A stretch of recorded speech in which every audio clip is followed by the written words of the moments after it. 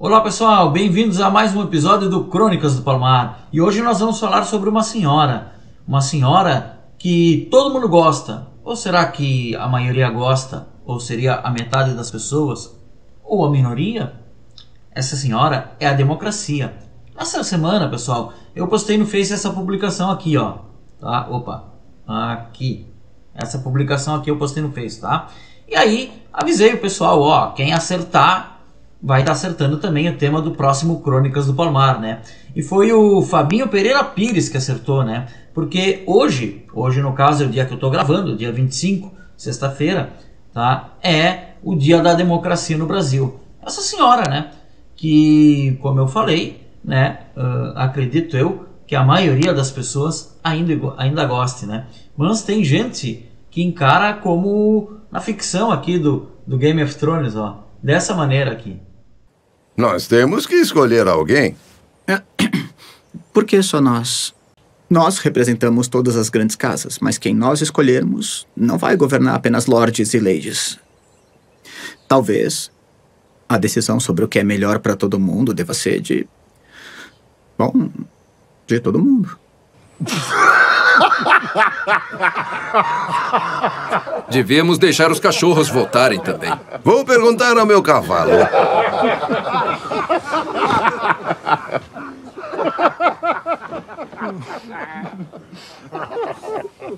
Para quem não assistiu Game of Thrones, foi uma série de muito sucesso. Teve 8 temporadas, série produzida pela HBO. E o personagem ali que está sugerindo a democracia, essa cena é do episódio final de Game of Thrones, né? Do último episódio, quando eles têm que escolher um novo rei, né? Aí esse personagem se chamava Samwell Tarly. E ele sugere, né, que o povo possa escolher o governante, né? E claro, não foi levado a sério, né? Porque ali, no mundo de Game of Thrones, eram reis, né? Que governavam cada região, cada povo, enfim, tinha o seu rei, tá, pessoal? Mas, dia 25 de outubro, quando eu coloquei ali na publicação do Facebook, né? Eu não esperava que tanta coisa tivesse acontecido em 25 de outubro. E só para vocês terem uma noção, tá? Em 25 de outubro de 1881, nasceu Pablo Picasso. Em 25 de outubro de 1950, começou a Guerra da Coreia.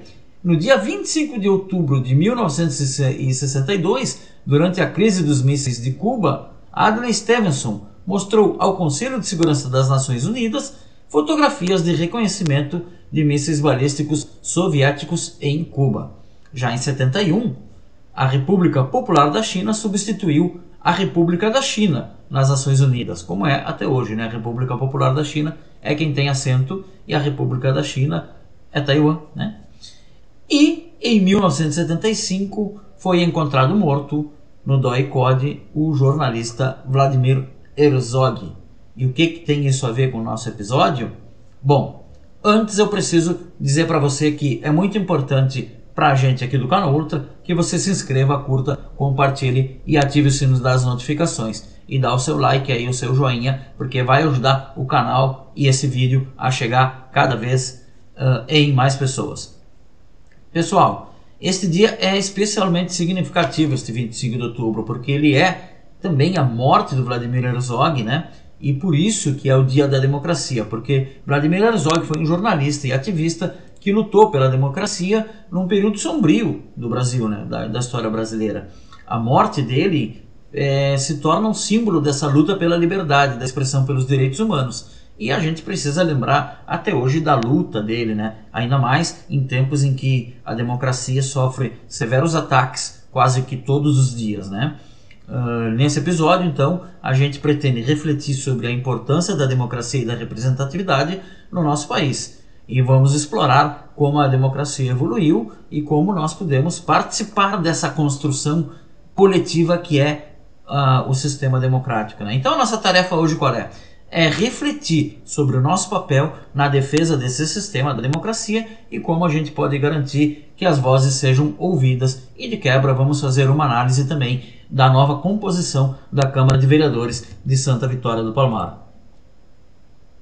Vamos imaginar a democracia como uma pessoa. No início do episódio eu falei esta senhora democracia, né? Porque ela nasceu na Grécia, né? Em meio ao berço de ideias e discussões, né? A sua infância foi marcada aí por muitas esperanças, mas também, é claro, conflitos, né? Como não, né? E agora, por exemplo, comparando com a monarquia, digamos assim, era uma irmã bem mais nova, né? A monarquia como sistema de governo existe muito antes da democracia, né? O governo de um, né, para o governo de muitos, que é a democracia, né? Então a gente pode ver que a democracia ainda é... eu brinquei falando que é uma senhora, mas se tu comparar com a monarquia, ela não é mais do que uma adolescente, cheia de sonhos, cheia de desafios, cheia de incertezas ainda, né? E, portanto, nem sempre agindo da maneira mais correta, porque afinal de contas ela está a todo momento se reinventando, como é típico dos jovens, né? Então, o que acontece, pessoal? Só para a gente ilustrar ainda, tá? Durante a antiguidade teve uma guerra entre Atenas e Esparta, e em uma batalha em que muitos atenienses morreram, um cidadão ateniense chamado Péricles fez uma oração fúnebre, ou seja, um discurso, né, para homenagear aqueles soldados que estão sendo enterrados, né, vítimas aí dessa batalha da guerra do Peloponeso. E esse discurso, que se chama Oração Fúnebre de Péricles, é o único texto desse período histórico em que a democracia é defendida. A democracia foi citada em outros textos, tá? Em vários textos, inclusive textos lá sobre o Império Persa, né? E alguns outros textos da Antiguidade. Porém, esse é o único da Antiguidade em que a democracia é defendida. E Péricles faz essa defesa num discurso dizendo que os soldados atenienses lutavam por um ideal que os outros soldados do mundo deles, né, de Esparta e das outras cidades gregas que compunham ali a península, né, helênica, né, ali do Hellempost, né, eles lutavam diferente, lutavam por algo mais nobre, que era o sistema de governo ateniense, que era a democracia. Claro que a democracia ateniense era bem diferente da democracia atual, né, inclusive com alguns limites muito mais claros, né, porém era uma decisão, né, todas as pessoas participavam das decisões, não havia a representação ainda que há hoje. Mas a democracia, ela enfrenta segurança, questionamentos e até mesmo rebeldias, né? Ela precisa quase sempre encontrar o lugar, né? Encontrar o seu próprio lugar, certo? Como a democracia tem que funcionar, como a democracia funciona e como nós individualmente nos colocamos nessa democracia. É nesse contexto que surge também a representatividade e passa a ser crucial. Por quê? A representatividade ela vem da formação dos Estados Unidos, né? Até então se imaginava que a democracia só poderia ser aplicada a pequenos territórios. Por quê? E é muito difícil, né, pessoal? Imagina, nós somos aqui 200 milhões de brasileiros, imagina de que maneira você conseguiria juntar, em que local e em que condições conseguiria juntar todos os brasileiros para tomar as decisões? Não tem como, né? Então foi inventado esse sistema de representatividade, onde os cidadãos escolhem pessoas que as representam, né? E essas pessoas então têm que ir lá em nome desses cidadãos fazer as leis, formar o governo e outra parcela fiscalizar o governo, né? E essa representatividade é o que permite esse amadurecimento dessa nossa democracia, né? Sem a representatividade, a voz do povo se perde. No Brasil, por exemplo, lutamos por um sistema que representa todos os cidadãos. Um sistema pelo qual Vladimir Herzog morreu defendendo que se voltasse, né? Ele que era jornalista, que era um ativista da democracia. E para isso a gente precisa, para esse sistema dar certo, a gente precisa garantir que todos tenham a chance de ser ouvidos, né? Claro que fisicamente isso é impossível, por mais que as redes sociais hoje deem voz a praticamente todo mundo, mas fazer isso de uma maneira sistemática, de uma maneira organizada e de uma maneira que dali saiam leis ou fiscalização das ações governamentais é mais difícil, né, de fazer isso com todo mundo. Então, como é que se faz? Através da representatividade. Essa representatividade tem que garantir isso. Por isso que os parlamentos são fundamentais para a democracia, porque eles garantem que a voz do povo seja representada. Elegemos no último dia 6 de outubro o prefeito e vereadores. Vejam, é um prefeito só. Por quê? Porque é um governo. Tá? O governo é de uma parcela da sociedade, representada pelos seus partidos, pelo seu candidato, vence as eleições e a partir de então essa parcela passa a exercer o governo através desse representante que é o prefeito. Mas o todo da sociedade, e não uma parcela, o todo da sociedade elegeu 13 pessoas para serem os vereadores. E estas pessoas têm o dever de fazer as leis municipais e fiscalizar o prefeito municipal e os atos do seu governo, ou seja, da prefeitura. São as duas premissas básicas da Câmara de Vereadores, né? Então o governo é um lugar ali onde poucos mandam, né? Ou seja, aqui no nosso caso em torno de 52%, né? Foi que votaram no prefeito, ou o que isso quer dizer? Que tem 48% que não votaram no prefeito, né? E se tu colocar as abstenções, aí tu vai ter mais gente que não votou do que votou, né? Somar branco e nulo também, né?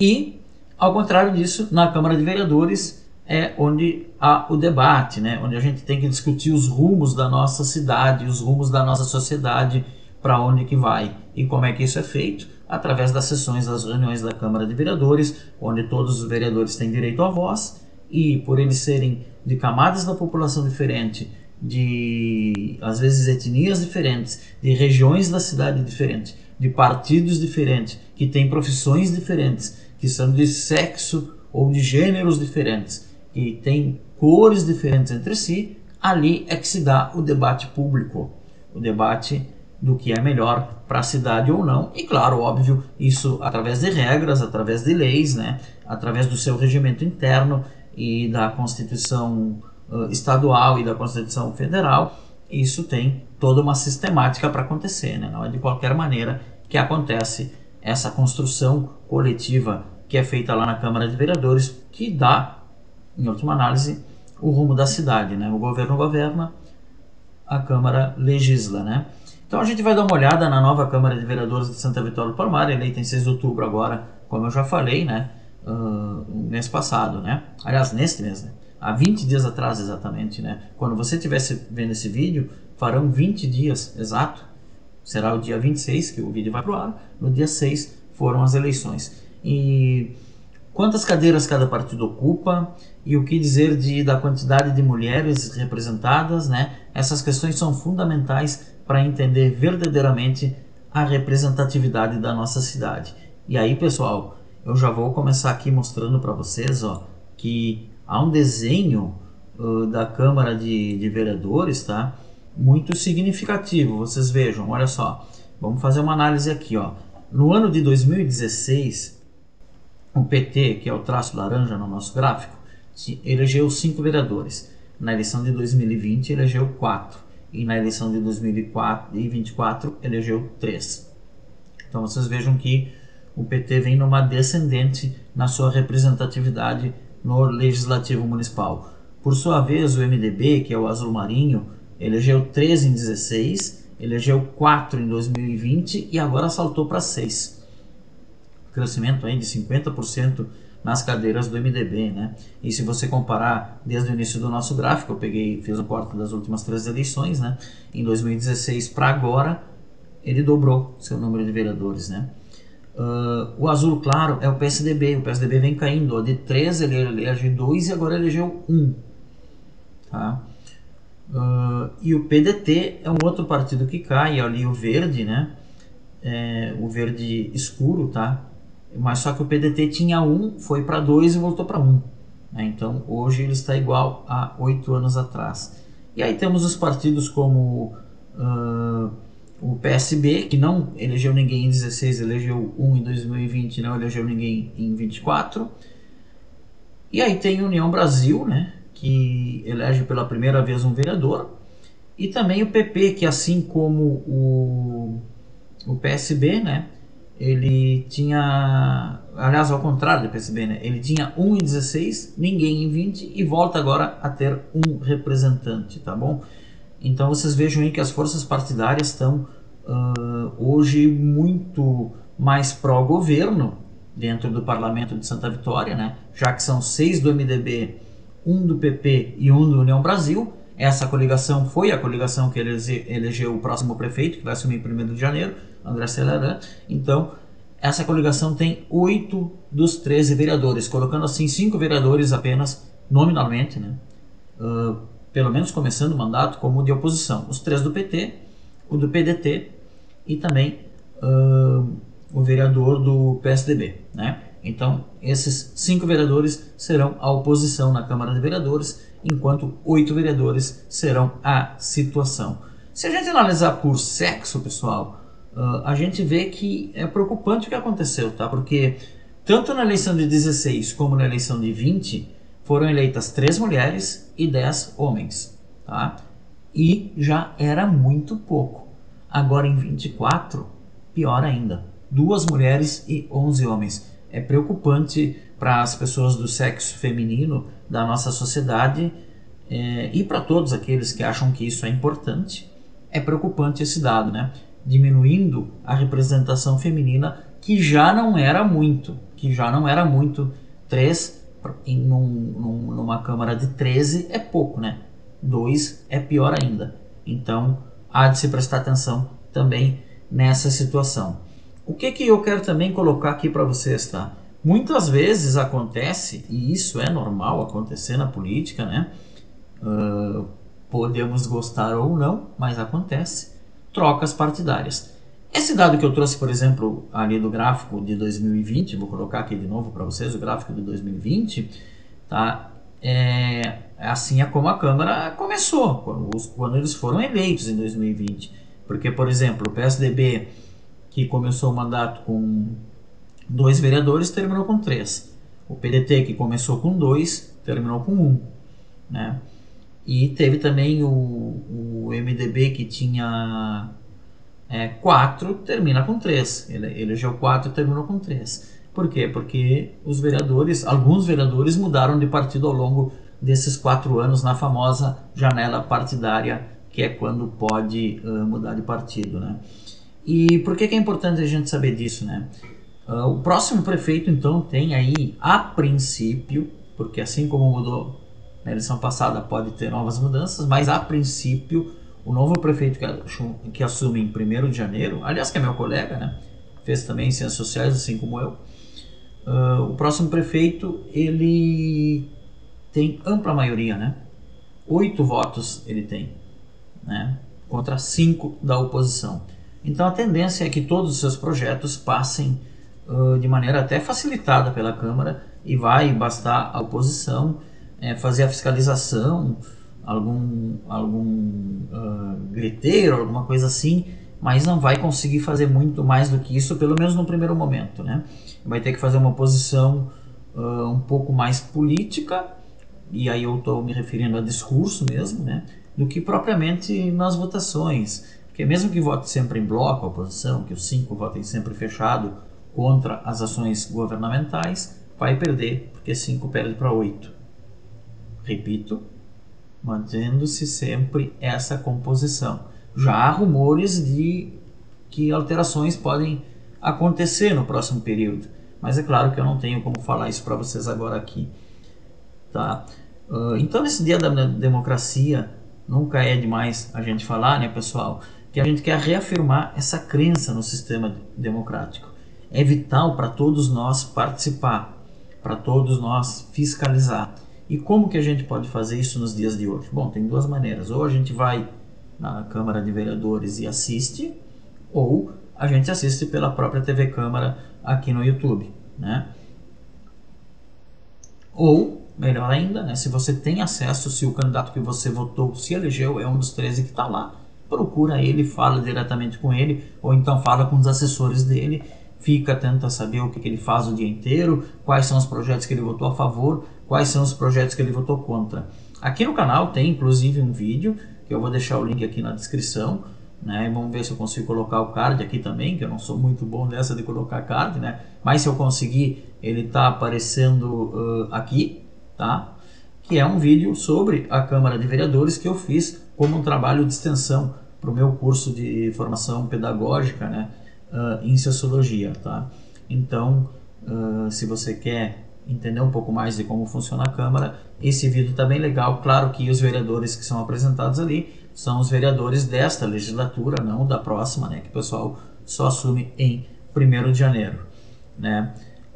E eu quero dizer para vocês que a partir de agora, uma outra opção que vocês vão ter também para acompanhar o trabalho da Câmara de Vereadores é o nosso Crônicas do Palmar, que pelo menos uma vez por mês a gente vai estar falando sobre o que acontece na nossa Câmara de Vereadores, tá? Nós vamos acompanhar de perto o trabalho dos nossos representantes, porque afinal de contas eles são os representantes escolhidos pela população de Santa Vitória do Palmar no dia 6 de outubro. E fica o convite então para você acompanhar também o serviço do seu vereador, da sua vereadora aqui no Crônicas do Palmar. E hoje, como é dia da democracia, não podíamos fazer outra coisa senão dizer para vocês que vamos prestar muita atenção na nossa democracia aqui em Santa Vitória do Palmar, acompanhando, é claro, o trabalho da Câmara de Vereadores. Pessoal, mais uma vez eu peço para vocês se inscrever, curtir, compartilhar, ativar o sino das notificações aqui do canal Horta também. Esse aqui foi mais um episódio do Crônicas do Palmar, intitulado O Dia da Senhora, a Democracia.